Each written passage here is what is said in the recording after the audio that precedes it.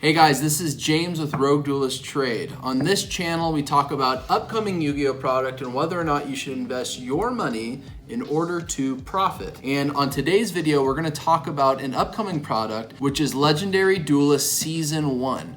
Now this is basically a rehash of the first two Legendary Duelists that have come out several years ago, the one that's featuring Joey and Pegasus. And the Legendary Duelist sets are known to hold value over time, and a lot of the cards in there are typically very hard to pull for the cards that were considered chase cards, especially at the time. And as time has gone on, the value of those cards have either continued to go up or have stayed at a higher value. Now that we are getting a lot of reprints out of those sets, we could probably expect a lot of those prices to begin to fall, and there is going to be some rarity bumps, so it'll be interesting to see what ends up happening with a lot of these cards. But before we jump into the video, if you guys like content like this and you want to see more of it, like this video, hit the thumbs up button down below. And if you guys like this kind of content on investing in Yu-Gi-Oh product, subscribe to this channel and hit the notification bell. That way you can see all of my new videos as soon as they post. You guys will be the first ones to see it. And guys, I just started a Facebook and Instagram page, and if you'd like to follow me on those social media platforms,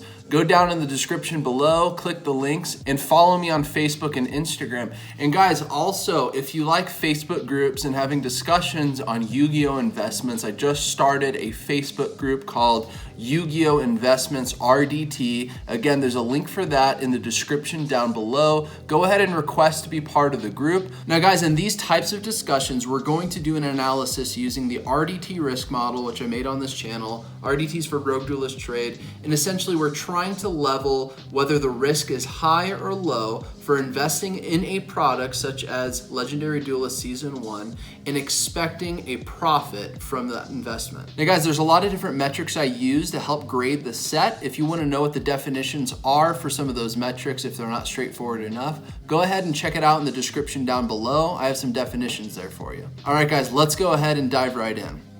So here we are, Legendary Duelist Season 1. This is, again, a rehash of two previous product that has come out in the past. And there are some surprises to this set which are interesting. It's a 121 card set, has 7 secret rares, 16 colorful ultra rares available in blue, green, or purple. Now from what I understand, out of these 16 different cards, each of those cards can come in either of those different color texts, which is interesting and different, and I think is going to be very exciting for the community overall. Then we have 4 standard ultra rares, and this is something that we're going to talk about in more detail, and 94 commons. That's a lot of commons. And we're also getting 10 different character double side art cards. So I believe it's 10 different characters that have archetypes that are featured in both of the Legendary Duelist sets. And they have different arts on both sides of the card. And essentially, I think it's meant to be used as a token. So you cannot buy individual packs of this product at least MSRP. You actually get a box, and it comes with 2 packs and a secret rare. So what's promised in each of these boxes, as I mentioned, is a secret rare.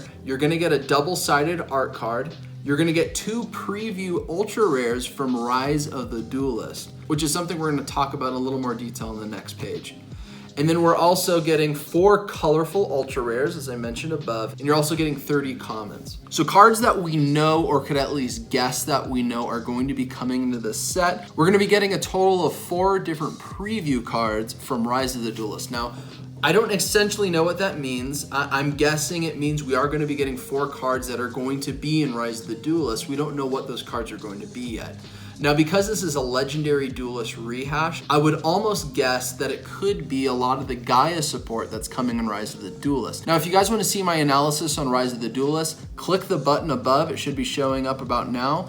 And go ahead and check that out if you guys want to see my analysis on that. But this is very interesting. I don't know if this has ever been done in Yu-Gi-Oh product before. If I'm wrong, please let me know down in the comments below. But Rise of the Duelist is going to be coming in about a month after Legendary Duelist Season 1. So they're going to be getting 4 different preview cards, and they're going to be ultra rare. So I think it would be interesting if those 4 ultra rare cards are a higher rarity bump than what's going to be coming in Rise of the Duelist. That would make these cards more valuable and more worth chasing after because everybody wants that higher rarity. So another thing to note, we know we are going to be getting reprints from Legendary Duelists and Legendary Duelists Ancient Millennium. Now in the press release that came from Konami, they kept mentioning hard to find cards out of those sets are definitely going to be included. But because it's a 121 card set and it's a rehash and it has images directly from those sets, I could almost guess they might be reprinting card for card. So it's 52 cards out of Legendary Duelist, 53 cards out of Legendary Duelist Ancient Millennium. And that's a total of 109 cards. Now, if you guys remember, I mentioned this is a 121 card set. So assuming we are going to be getting like for like cards in Legendary Duelist and Legendary Duelist Ancient Millennium, which isn't for sure, so don't take that as fact.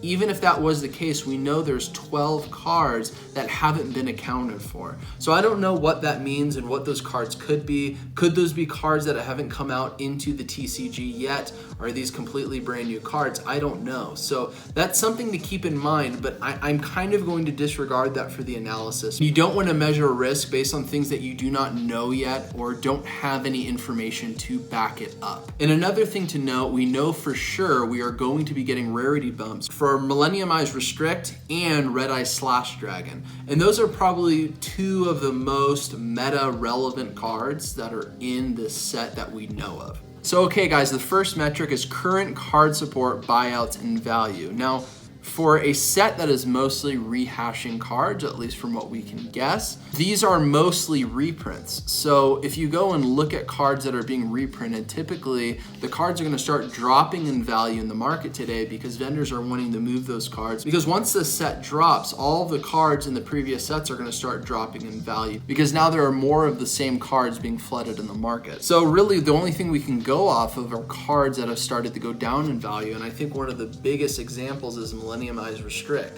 He has actually started going down in value very gradually, not drastically, but we know that he's probably going to continue going down in value once the set actually drops. But that also is an indication that vendors feel that they need to move this because people are going to be able to get it for cheaper, or they're going to be able to want to get that rarity bump as a secret rare. So it's kind of a catch-22. Because it's moving, it's because the assumption is it's going to sell when this product comes out. So because of that, and I'm using this as an example, Millennium Eyes Restrict, I think you could just call this a 3. It's kind of a wash. These are reprints that people have been wanting because the cards in the set have become too expensive, especially for cards that are more for collector purposes, not for meta. So consumer hype on social media. Honestly, I couldn't find a ton of videos on this. I know I've seen some in the past, they're harder to find. Looking at Mega Capital G back in February, a lot of people are, I would say mostly excited for the fact that they're getting these reprints and they're gonna be able to get it for something that's probably more cost effective than for what they're able to get it right now. You see some people kind of joking about the 3 different flavor text or the different ultra rare text colors. But overall, I don't think it's overhyped, but people are generally excited. But if you go and look at Yugioh, you would see a lot of people are kind of taking the same sentiment as him. So a lot of people are talking about how it's essentially going to drop the value in the set, similar to Mega Capital G. I would just say it's very moderate level of excitement, considering things like Eternity Code, Rise of the Duelist, and the announcement that we're going to be getting Dragoon of Red in the Megaton. So comparing to that, I would call this, again, a 3. I would say it's medium. I wouldn't say it's high or very high. Multiple chase cards. Now, we can only go off of right now what we know is going to be coming and what we could strongly guess is going to be coming, seeing how this is going to be a rehash from those 2 previous sets. Now, Millennium Eyes Restrict, I think that's an easy one because this is a card that actually can be used in the meta today and is used. Toon Kingdom, the reason why I'm calling this one out is because there's 2 printings. One is a secret rare that is essentially, I think, about 50 bucks. And then the rare that came out of the original Legendary Duelist set is sitting at about $20 or $30 right now. And we know we're going to be getting Toon Chaos 1 month before this. So If we get an ultra rare or a secret rare of Toon Kingdom, people are definitely going to be going after that because it's going to be a bit cheaper. I think it's a card that people are going to want. And here's something that's interesting, guys. Red Eyes Fusion is a card that came out of the original Legendary Duelist set. And now that we know Dragoon of Red is going to be coming in the Megatins, I wouldn't be surprised if Konami did a rarity bump on Red Eyes Fusion. We don't know what the 7 secret rares are going to be, or if anything, it could be one of the colorful ultra rares. And if that's the case, this would be the higher rarity for Red Eyes Fusion. Thus, this could end up being one of the most expensive cards out of the set, especially once Dragoon of Red actually comes out into the TCG. And I'm also calling Red Eyes Slash Dragon because we know he's going to be in the set. We know he's getting a rarity bump, and he has effect negation. And he's also a card that can be used in a possible rogue deck that might be leveraging Dragoon of Red, but also has warriors in their deck to where they could leverage this card as well as a secondary option. So I think that is definitely a card that is worthy of being considered a chase card, considering what we know out of these 2 different sets. Another cards that I think are going to be chase cards is Ancient Gear Fusion and Ancient Gear Megaton Golem. Ancient Gear Fusion is actually the most expensive card out of Legendary Duelist Ancient Millennium right now, sitting at about $60. So this card, for sure, for a lot of the Ancient Gear players or nostalgia players that like to play this archetype, probably more for casual setting, are definitely going to be chasing after this card because it hopefully will be far more cost effective, or if anything, it could be a rarity bump. So with all that said, these aren't things that are coming brand new into the meta. These are cards that already exist. If anything, they're going to be more cost effective, but there are cards that may be worth going after, especially if we are getting rarity bumps in certain cards. So I'm going to go ahead and call this a 3. I don't think this is anything that's overwhelming, and these are cards that are already in the market today. Meta relevant now, and if you guys haven't guessed already, I mean, as I mentioned, Millennium Eyes Restrict. Red Eyes Fusion very well could be in this set. I think a strong guess would be a lot of the Gaia support that's going to be coming in Rise of the Duelist. And with that said, there's not a lot of cards in the previous sets that really are extremely meta relevant, except maybe Millennium Eyes Restrict and eventually Red Eyes Fusion if that does actually get reprinted. So this is actually going to be one of the lower scores, and I'm going to say this is low for meta relevance. Product value versus cost. So this product is going to be about $15 once it hits shelves. And again, we know we're going to be getting one of 7 secret rares. Now, out of the 7 secret rares, unless we're going to be getting new cards that weren't in the previous sets, there aren't really a lot of cards to pick from that are extremely valuable, except for maybe 3 or so. There aren't a lot of cards that are gonna be extremely chased after or maybe have a lot of value, because honestly, I feel a lot of the cards in those previous sets are gonna be dropping very hard in their value once this hits. But I think there are cards that are gonna maintain a level of value, like Millennium Eyes Restrict, like maybe Ancient Gear Fusion. But with there only being a 1 of 7 chance for paying $15, and then you're gonna be getting 4 ultra rares, I don't know, I feel like $15 is a strong price tag to be able to make your money back fairly consistency for every box that you're opening. So I'm gonna go ahead and call this low. Next metric is collector's value fan favorite anime support. Now, if you guys haven't guessed already, I think this one's an easy 5. We're getting Ancient Gear reprints, we're getting Red Eyes reprints, we're getting Pegasus theme reprints as well. So with that in mind, I'm gonna say this is a 5. I would say this is very much a nostalgic type of product that's gonna be coming out. Reprint values and rarity bumps. Now, from what we can understand, we're gonna be getting majority reprints in this product, and we know we are gonna be getting rarity bumps with Millennium Eyes Restrict and with Red Eyes Slash Dragon, and with the opportunity of maybe getting a rarity bump with Red Eyes Fusion, which I think would be a huge miss from Konami if they didn't do that.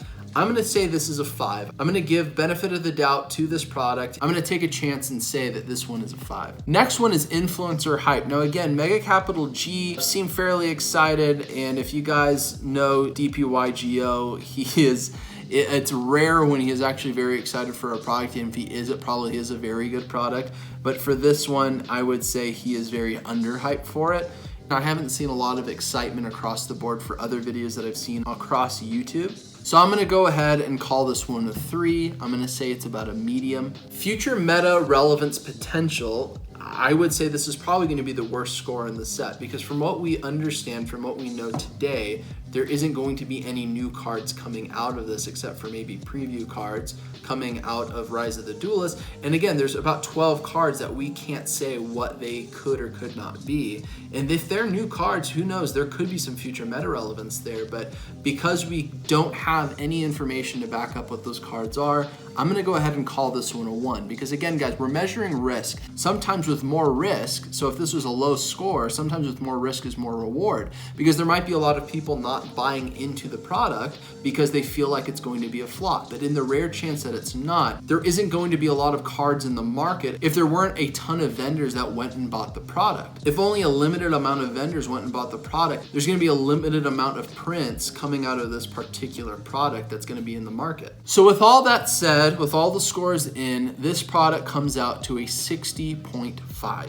So with all the information that I went through and with kind of my gut feeling on this, and with sets like Rise of the Duelists coming out, with product like the Megaton 2020 coming out, I feel like there's a lot of other sets that are much better investments than this, and there's a lot of sets that are coming out back to back. I would rather save my money, put that in the Rise of the Duelists as an example. And there's product like Battles of Legend Armageddon. That very well could be a better set as well. So you have to pick, where do you want to invest your money? So I will not be investing in this set. But by all means, guys, this video is just to help you think about your investment. If you guys feel you want to go and make an investment in this product, then make sure you do your own research and come to a conclusion before you do it, but by all means. So guys, that's gonna do it for this video. What did you think? Let me know down in the comments below. I really wanna hear your thoughts. And again, guys, if you like this type of content, like this video, subscribe to this channel so that you guys can be up to date every time I post a new video. And guys, I'd like to know for one of my next analysis videos, what do you guys wanna see? We have upcoming product like the Sacred Beast Structure Deck, which we actually have a lot of information on.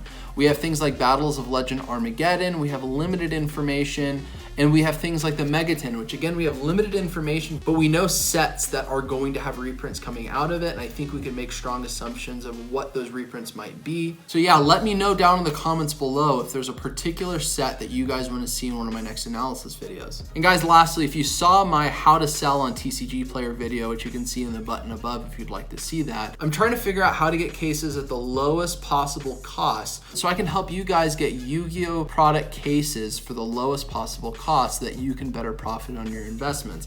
Now, this is something that I'm trying to think through. I am trying to figure out connections. I'm doing a lot of work behind the scenes, but I want to keep you guys updated on it. And if that's something that you guys are interested in, let me know down in the comments below.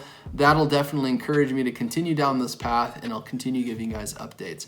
But guys, that's gonna do it. I hope you guys enjoyed the video, and we'll see you next time. Hope you have a good one.